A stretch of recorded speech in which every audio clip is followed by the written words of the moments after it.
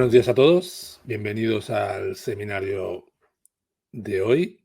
Me llamo Jordi García, soy consultor de Integral y soy la persona que os va a presentar las novedades de Creo 11 relacionadas con todo el tema de anotación 3D, que es uno de los puntos fuertes que Creo 11 ha potenciado en esta nueva versión. Antes de nada, como siempre, haré una pequeña introducción de Integral y además también voy a hacer una introducción de todo el concepto de anotación 3D o lo que se llama definición basada en modelos. Un poco para los que no conozcáis este término, pues voy a hacer una introducción pequeñita para luego ya focalizarlo en las novedades relacionadas con este tema. Pues vamos a comenzar. Como siempre, pues presentándonos para aquellos que no nos conozcáis o que no sepáis todo lo que os podemos ofrecer. Y bueno, básicamente ya sabéis que Integral es una empresa que desde hace muchos años nos dedicamos a ayudar a empresas como vosotros a automatizar o a optimizar vuestros procesos industriales de diseño de producto y de definición del mismo. Entonces, desde el principio hasta el final os podemos ayudar con las diferentes herramientas que disponemos a mejorar en vuestro día a día, ¿no? A digitalizaros de una forma más eficiente. Para ello, pues básicamente nos basamos, por un lado, en la experiencia, en nuestra experiencia de muchos años acumuladas en Integral o en otras empresas, y, y también en ese personal que os va a ayudar. Y para ello nos ayudamos también de unas herramientas. Y esas herramientas, pues, como hoy vamos a ver una de ellas, que es Creo, de PTC. Tenemos otras herramientas que complementan ese end-to-end que decíamos o esas soluciones para...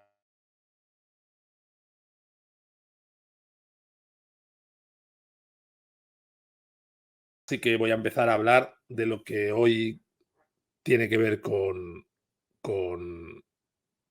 MBD y bueno, vamos a ir viendo ese tema. Vale. El primer punto importante es entender qué es el MBD. El MBD o un modelo, bueno, definición basada en modelos, eh, al final son unas siglas que vienen de Model Based Definition. Básicamente es agrupar, empaquetar, digamos, toda la información relevante para una pieza.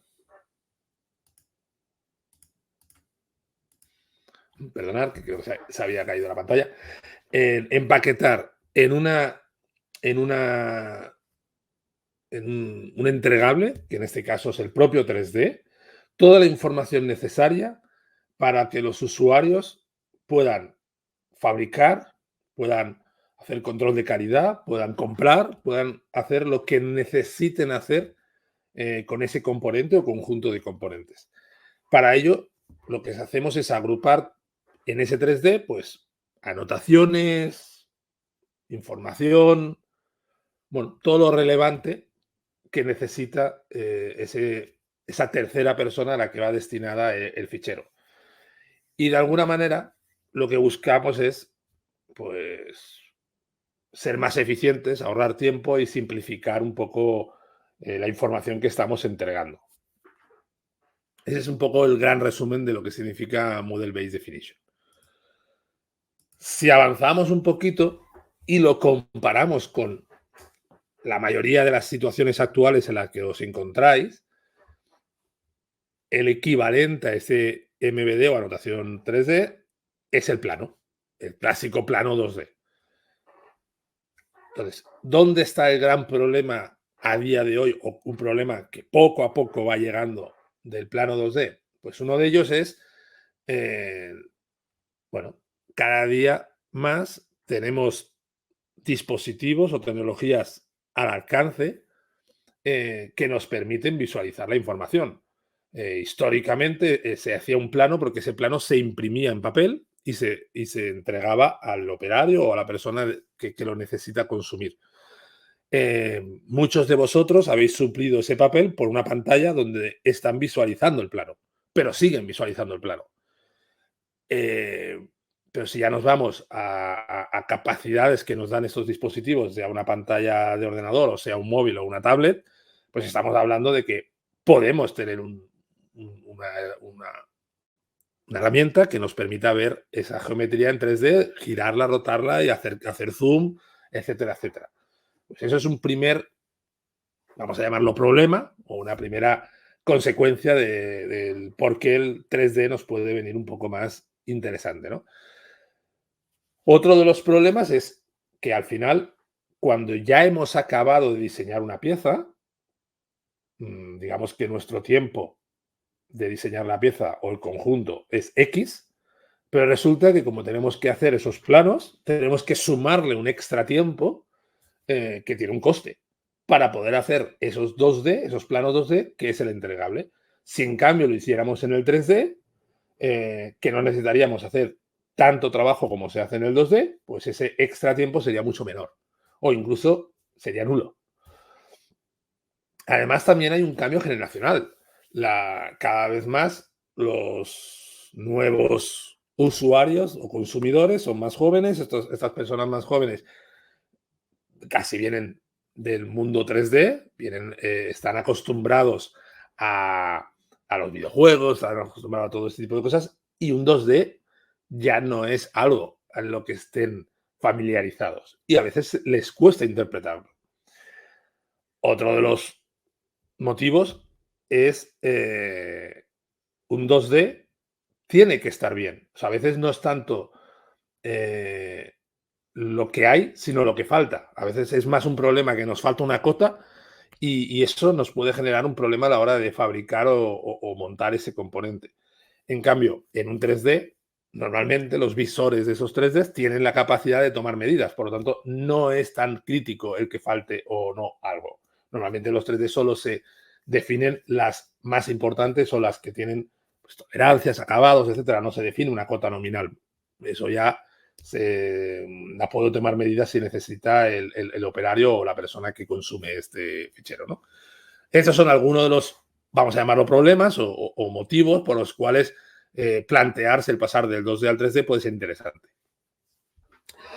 Y bueno, si vemos un poco más números que nos podemos encontrar y las tendencias y factores que nos pueden afectar al cambio, eh, uno de ellos es entender que cada vez más es muy importante que los usuarios tengan acceso a la información lo antes posible, que no necesiten, que bueno, que no tengamos esa presión constante de tiempo, por lo tanto tenemos que reducir muchas veces pues, o prototipos que nos sirven para entender el producto o ver el producto, pues un 3D nos puede reducir ese tipo de elementos. Muchas veces esos problemas de planos que le faltan cotas, etcétera, o codificación de los planos, eso también es otro tema que hay que tener en cuenta. Cada vez más la tendencia es simplificar toda esta información, toda esta gestión. Lógicamente, los recursos son limitados, por lo tanto, es otro punto que hay que tener en cuenta.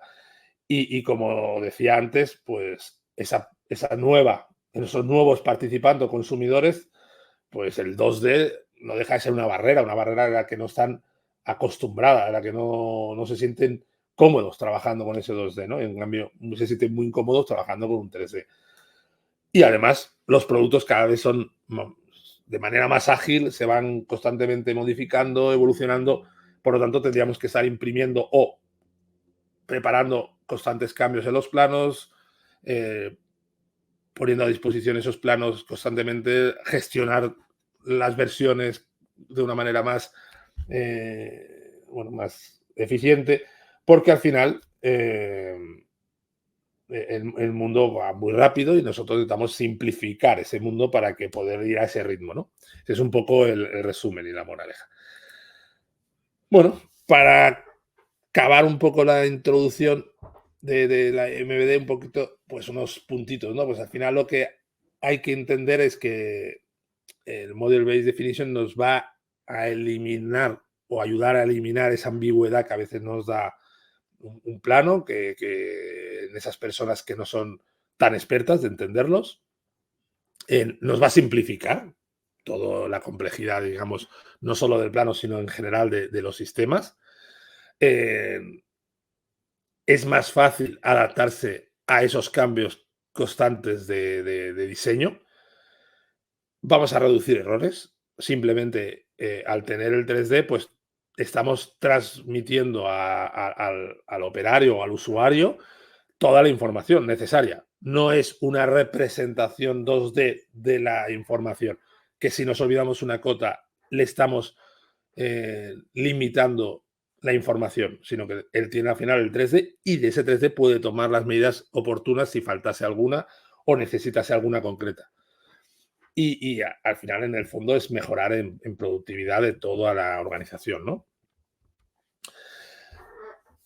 Sí que hay que considerar una serie de cosas que yo a lo largo de estos años me he ido encontrando en las empresas. Una de ellas, y muy importante, la resistencia al cambio. Parece que el mundo se va a caer si no hacemos un plano, ni mucho menos.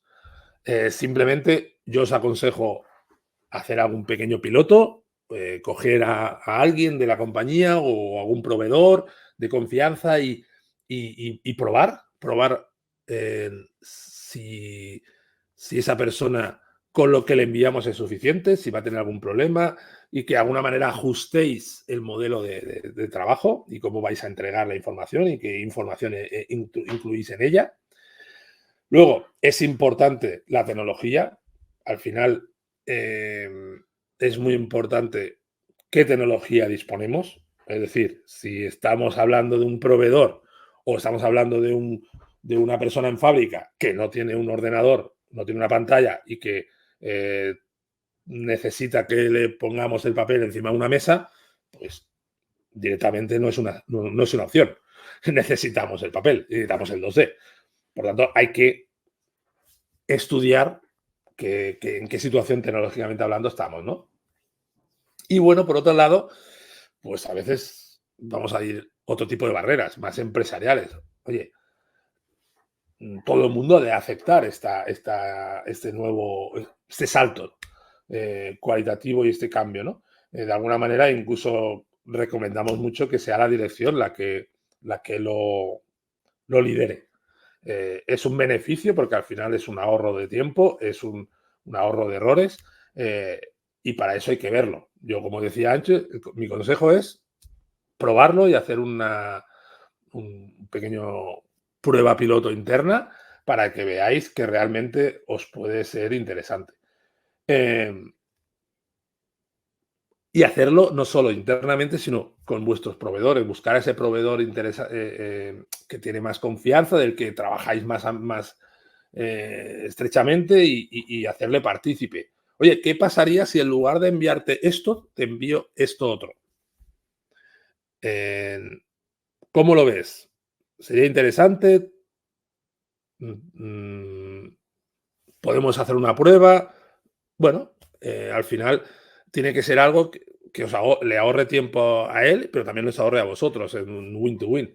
De hecho, yo creo que cualquiera de vosotros hoy en día a un proveedor le estáis enviando el step de una pieza, porque posiblemente os lo pedirá, porque con ello va a poder hacer su programa de mecanizado, su molde o su fabricación, y le estáis enviando el plano porque le tenéis que enviar las cotas. Si se lo enviáis todo en una sola pieza, pues ahorráis tiempo a todos.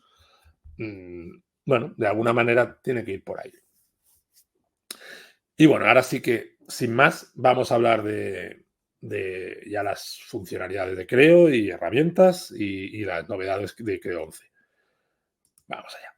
Bueno, la primera que quería simplemente, antes de nada, puntualizar es que dentro de la plataforma PTC tenemos diferentes herramientas relacionadas con el MBD o la modelación 3D. Por un lado está el Creo Parametric. Hoy todas las novedades que vamos a ver están relacionadas solo con Creo Parametric, o sea que son novedades estándares que todo el mundo tenéis en vuestro Creo y es toda la posibilidad de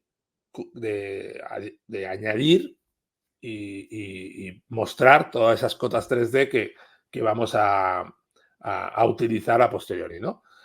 Luego, PTC tiene dos módulos, que es el mismo módulo, pero con dos paquetizaciones, que lo que nos ayuda es una herramienta que es vamos a decirlo así, como una especie de ayudante que nos facilita el crear esas anotaciones 3D, sobre todo lo que tenga que ver con tolerancias, y nos ayuda a que no nos dejemos nada, ¿vale?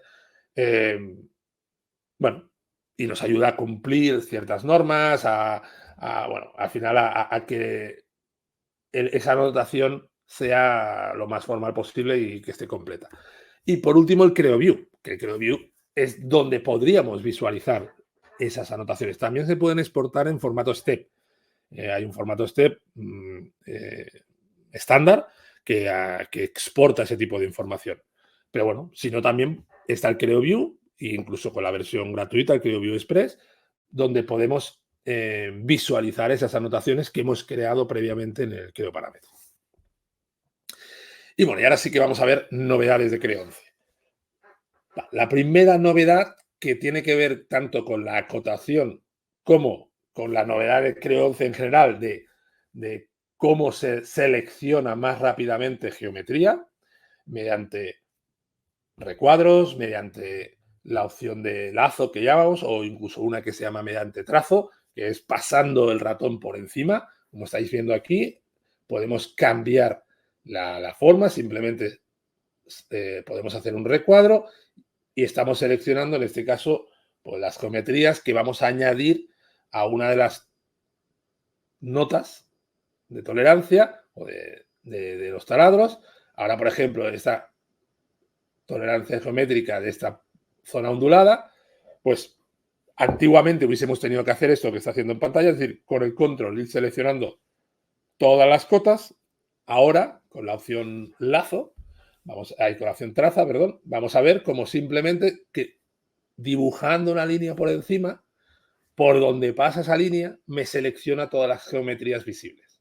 Por lo tanto, es mucho más rápido de seleccionar y añadir a una nota esa vinculación semántica, que bueno, las referencias semánticas nos permiten en algunas herramientas, por ejemplo el CreoView y con el STEP, pues el software que abre ese STEP es compatible con la notación semántica, nos permite que cuando yo selecciono la nota, la tolerancia, me ilumina las geometrías a la que aplica. ¿Vale? En este caso, pues me iluminaría esos 6 taladros, y en el caso que hemos visto de la parte superior, me iluminaría todas las superficies a la que aplica esa tolerancia. ¿Qué más? Otra novedad tiene que ver con las superficies cilíndricas.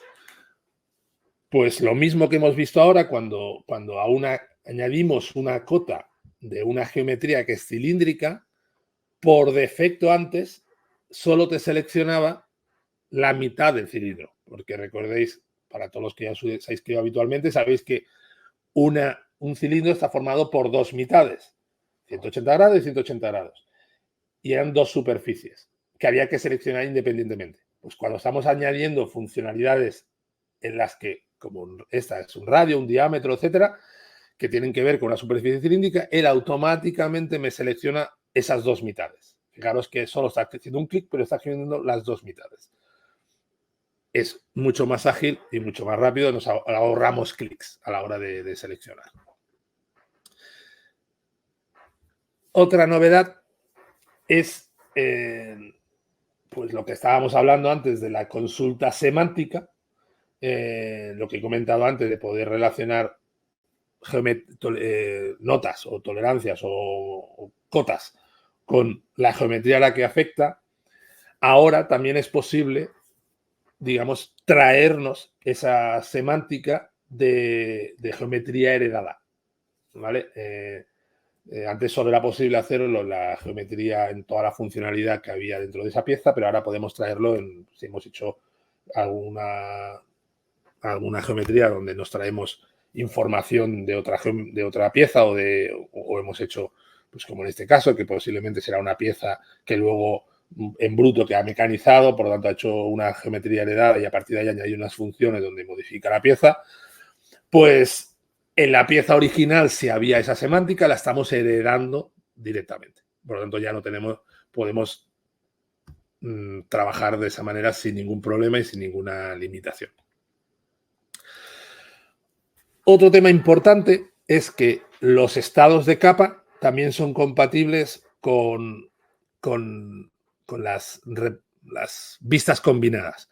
Las vistas combinadas, para los que no sepáis qué es, vuelvo hacia atrás, vemos aquí abajo, en este vídeo de aquí, en una serie de pestañas. Bueno, si me pongo con el ratón las dejáis de ver, pero bueno, veis una serie de pestañas.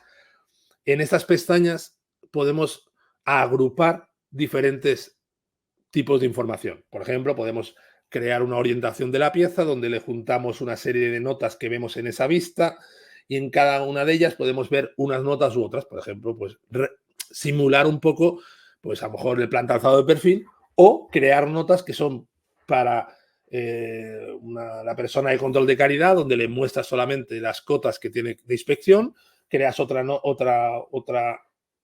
vista combinada que se llama, donde solo creas, por ejemplo, la información de tolerancias y en otra creas pues la geometría que sea de pintar, ¿vale? Pues cada una de estas vistas no eran compatibles con los estados de visualización de capa. Ahora ya sí, ¿vale? Por lo tanto, eso nos da más juego a la hora de construir este tipo de vistas combinadas. Para mí la gran novedad y la más importante, ahora es compatible las anotaciones 3D con la creación de tablas. No era posible colocar una tabla, era posible colocar un símbolo. Un símbolo podía simular una tabla, pero no era una tabla. Ahora sí que es posible añadir una tabla. Además es muy sencillo y muy potente. Vamos a ver todo lo que se puede hacer. Podemos, igual que en el plano 2D, podemos tener nuestras librerías de tablas habituales, las tablas rápidas, podemos crear una tabla al uso o podemos incluso importar tablas de externas o de un Excel. Esas tablas vamos a ver que es muy sencillo de añadir, ¿vale? Además, podemos bueno, lo que se llama, en castellano no recuerdo el nombre, pero bueno, es este icono de aquí de Security Marking, bueno, marcado de seguridad, debe ser. Lo que haces es que cuando tú colocas una tabla en una de esas pestañas que hemos dicho, si la marcas con este icono, lo que ocurre es que automáticamente aparece en todas las vistas, en todas las pestañas que hemos creado. Suele ser se suele utilizar para muchas cosas, para una información principal, para algo que sabemos que nos interesa que esté en todas las vistas, para una especie de marca de agua, llámale como quieras. En este caso, pues este ejemplo de confidencial, pues es una manera de que en cualquiera de las vistas que entres vas a ver esta tabla donde te anuncia pues que esto es propiedad de tal y que no se puede sin permiso hacer lo que sea. Pues esto también no se podía y ahora se puede hacer. Y con las tablas. Otra cosa muy interesante, la manipulación de tablas. No solo es poner tablas, sino poderlas manipular. Mover las celdas, hacerlas más grandes, las columnas, las filas, pues igual que se hace en un Excel normal y corriente. O sea, te vas a la línea de división, más grande o más pequeña. Luego la propia tabla tiene unos puntos de control en los extremos que me permiten escalar o mover la tabla por donde queramos. Es mucho más sencillo manipular esa geometría. Podemos seleccionar filas enteras, columnas enteras. Podemos ajustar rápidamente el alto y el ancho por columnas o por celdas. Con la tecla mayúscula podemos escalar de manera uniforme, proporcional, de tal manera de que mantenga siempre una proporcionalidad entre ancho y alto. O podemos escalar de tal manera que alargamos, os hacemos más ancho, pero no lo hacemos más alto, ¿vale? Simplemente podemos controlar fácilmente qué queremos hacer de una manera muy ágil. Luego veremos un pequeño vídeo de todo lo que es tablas. Podemos darle formato. Habéis visto, a medida que yo he ido pasando, tablas que tienen colores, que tienen tipos de letra, que tienen fondos. Bueno, pues tenemos toda la capacidad de formato de tabla que ya teníamos en el 2D, donde podemos aplicarle colores, fondos, tipos de letra, donde queremos poner el texto a la derecha, a la izquierda, arriba, tabulado, etcétera, etcétera, etcétera. Los tipos de línea, los colores de las líneas. Podemos incluso copiar información, o sea, estilo de una celda a otra. Podemos combinar tablas, podemos separar celdas, perdón, separar celdas, añadir filas, columnas, borrar filas, columnas. Todo lo necesario para darle formato a esa tabla y darle una estética. ¿Vale? Esa tabla además la podemos guardar como una plantilla, por lo tanto la podremos reutilizar tantas veces como queramos. Dentro de las tablas podemos introducir información de parámetros. Es mucho más fácil ahora editar la tabla, editar el texto. Simplemente nos ponemos encima, clicamos y ya nos sale la opción de editar texto. O entrar en la celda. Incluso saltarnos de una celda a otra. También tenemos las teclas con tabulador y shift, podemos combinar eso. Es mucho más fácil la edición del contenido de las tablas. Otra cosa importante, bueno, ya lo he dicho, lo de copiar estilo entre filas o columnas o celdas y elementos, ¿vale? Y añadir pues nuevas filas o copiar, incluso insertar una fila copiando una anterior. Todo el tema de semántica también es compatible con las tablas. Por lo tanto, podemos coger una celda, una de las celdas, y vincularle geometría. Por lo tanto, podríamos hacer, como el ejemplo este que se ve aquí, donde se ve una tabla de los diferentes aprietes que pueda tener este montaje, y al clicar cada una de esas filas le va a iluminar a qué tornillo se aplica. Por lo tanto, podemos hacer algo muy interactivo. Fijaros todo lo que os permite hacer el MVD o la notación 3D. Entonces, esto ya nos permite ir a una usabilidad con luego CreoView, por ejemplo, que el operario no necesita documentación adicional o explicaciones. El propio fichero, donde tiene vistas para cada cosa, habrá una que sea aprietes y allí tendrá esa información. Son ejemplos de cosas, de utilidades del mundo MVD. Va más allá de simplemente ver cotas 3D. Sí, sirve para transmitir información. Y una es esta, otra sería lo que decía yo de a lo mejor las piezas, la geometría que sea de pintar, la que no, qué zonas se han de pulir. Sabemos que dentro de Creo podemos aplicar estilo de colores. Podemos hacer una vista por colores, por lo tanto podemos hacer que las piezas en rojo se han de pulir, las piezas en azul se han de lavar, no sé, o entre esta y esta se han de encolar. Pues todo ese tipo de mensajes que se pueden muchas veces con notas o se hacen documentos al uso, pues en este caso podríamos transmitirlo con simplemente una vista dentro de ese 3D. Y vamos a ver la funcionalidad de tablas.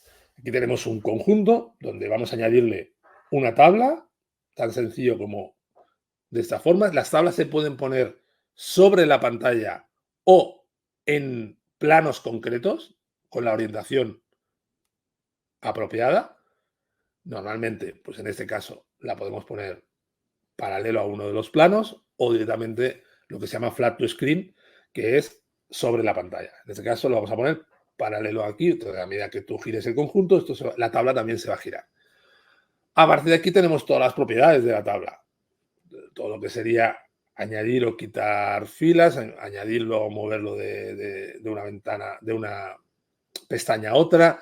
En este caso lo ha quitado de la pestaña. Ahora vamos a buscar una tabla ya hecha y podemos traernos crear nuestra librería de tablas y reutilizarlas. Pues simplemente me la puedo buscar dentro de estas librerías y me traigo mi tabla. Ya veis que tengo la tabla. Puedo moverla, desplazarla, puedo escalarla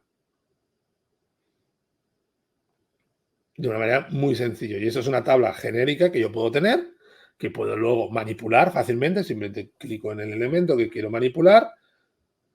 Puedo fácilmente cambiarlos y editar, digamos, los tamaños. Y puedo añadir esa semántica que hablábamos. ¿Vale? Por ejemplo, pues puedo añadirlo con todo el concepto de semántica para que luego se me vincule. Podemos, bueno, seleccionar directamente sobre la geometría o sobre los componentes. Ahora está haciendo una búsqueda de una familia de tornillos, los añado y ya tengo todos esos tornillos añadidos a ese link. Por lo tanto, cuando yo en CreoView le di ese link, me va a iluminar esos 12 tornillos de una manera muy sencilla. Es una manera fácil de transmitir esa información y muy ágil.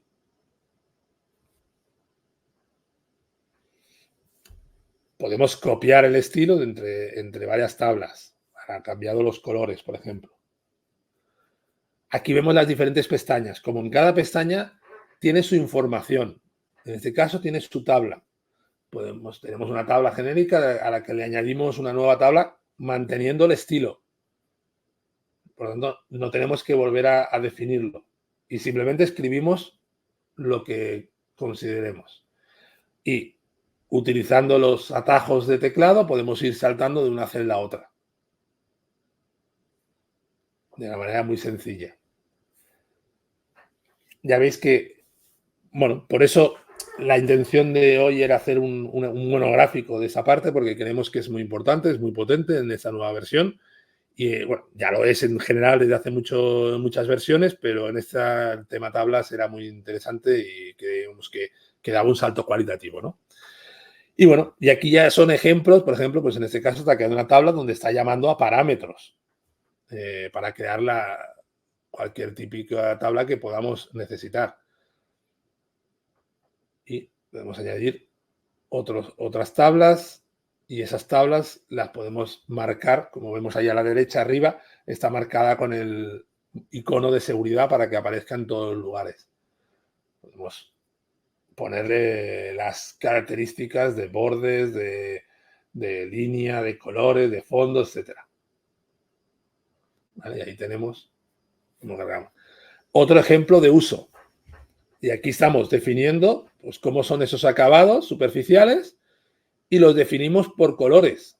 Tenemos una tabla con todos los acabados posibles y luego fijaros que abajo hay una celda con una pintada en colores que corresponde a los mismos colores de las superficies.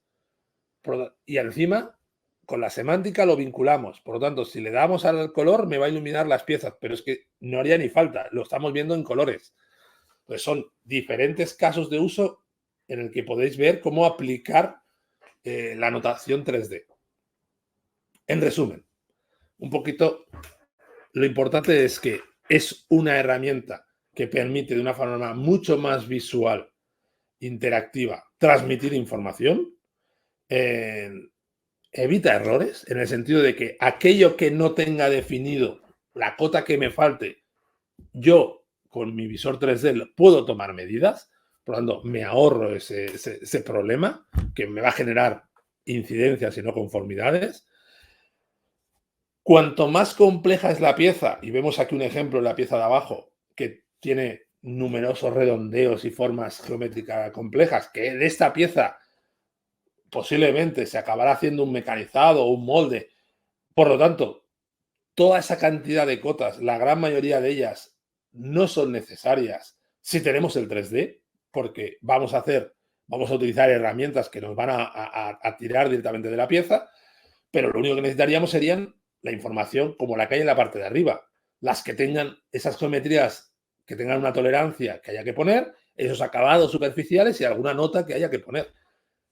Por lo tanto, simplificamos el trabajo. El trabajo de hacer las 4 notas de arriba comparado con el plano de abajo, pues es mucho menor. Y además, si me falta abajo una cota, me van a decir que no tengo todo lo necesario. En cambio, arriba no me va a pasar eso.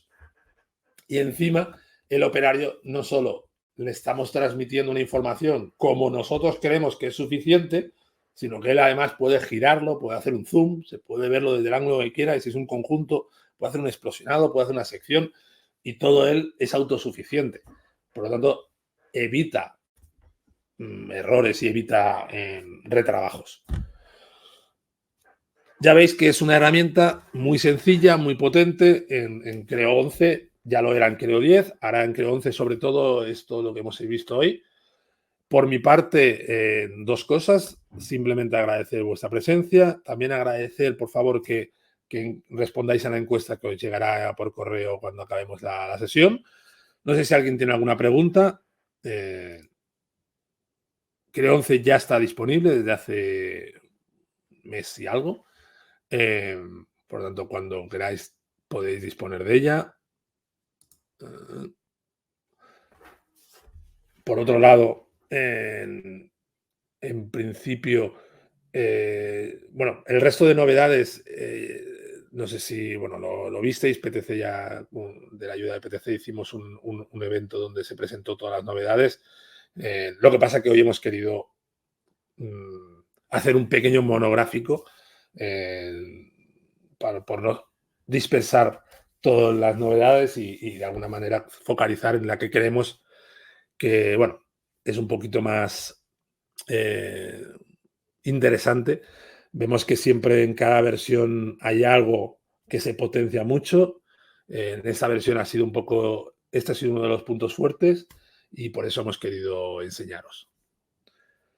Igualmente, si ya sabéis dónde contactar con nosotros, tanto a través de la web como correo, a través del correo mío, muchos lo tenéis ya. Si tenéis alguna duda, alguna pregunta, podéis contactar con nosotros. Por nuestra parte, en principio, si no tenéis ninguna cuestión más, nada más que agradeceros este tiempo y desearos un buen fin de semana y hasta la próxima.